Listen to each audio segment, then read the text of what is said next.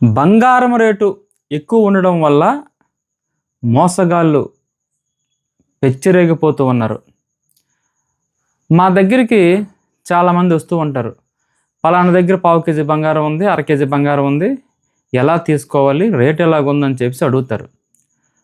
First అయితే ఎవరైతే మోసం చేస్తారో అన్న వ్యక్తి కొన్ని శాంపిల్స్ ఇస్తారు. ఒక 10 పూసలు ఇస్తారు.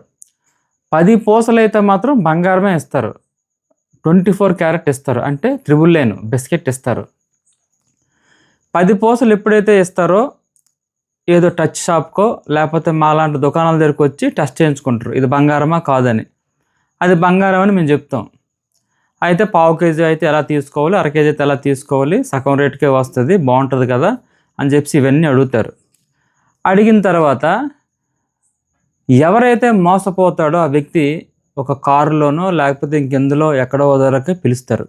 ఒక జన సంచారం లేని ప్రాంతానికి పిలిచి డబ్బులు గుంజుకొని, బంగారం ఉండదు, డబ్బులు ఉండవు. అలాగా చాలామంది మోసపోతూ ఉన్నారు. అలాగే ఇంకొక రకమైన మోసం, ఒక బోరు తవ్వుతారు. ఆ బోరు తవ్వే ఆ హోల్ చూపిస్తారు.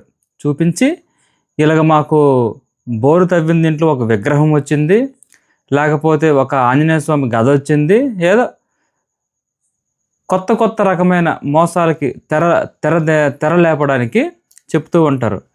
మళ్ళీ ఆ ఫోటో పెట్టి పేపర్ పెడతారు. ఆ రోజు డేట్ ఇది పేపర్ పెట్టి ఫోటో తీస్తారు. ఫోటో తీసి పలానా దగ్గర రమ్మంటారు. ఏదో ఒక స్టేట్ చెప్తారు.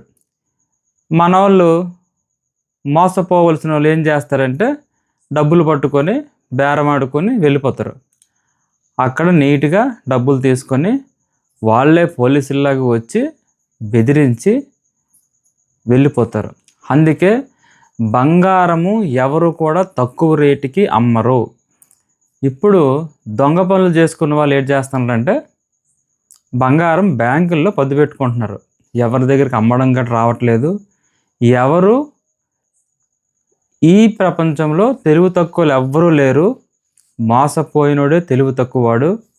అందుకు బంగారం విషయంలో చాలా అప్రమత్తంగా ఉండండి.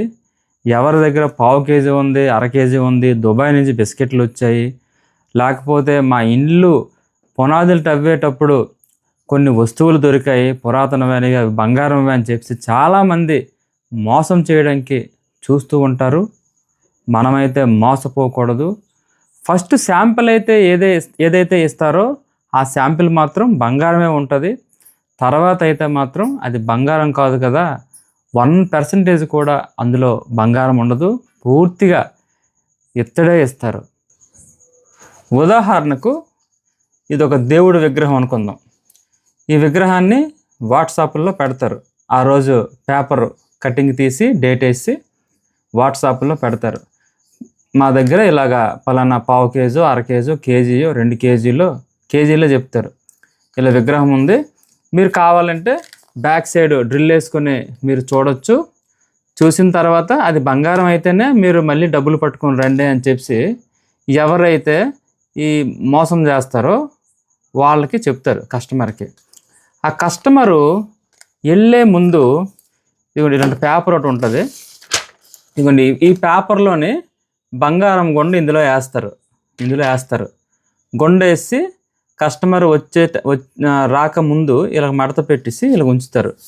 ఇలా ఉంచిన తర్వాత ఈ విగ్రహాన్ని ఇక్కడ పెడతారు. డ్రిల్లింగ్ వేస్తారు బ్యాక్ సైడ్. ఇదైతే ఇత్తడి బొమ్మే. డ్రిల్లింగ్ వేసి ఇందులో గుండ వస్తుంది. ఈ గుండ ఇందులోకి వేస్తారు. ఇంచుమించు అంతనా చూసుకుంటారు.